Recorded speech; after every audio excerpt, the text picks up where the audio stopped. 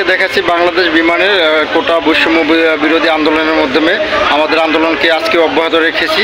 বাংলাদেশ বিমান এয়ারলাইন্স মানে এয়ারপোর্টে যত বৈষম্য আছে সেগুলো দূর করার জন্য, যত রাঘব বোয়াল আছে তাদেরকে নামানোর জন্য আজকে আমরা কয়েকদিন যাবতীয় আন্দোলন অব্যাহত রেখেছি।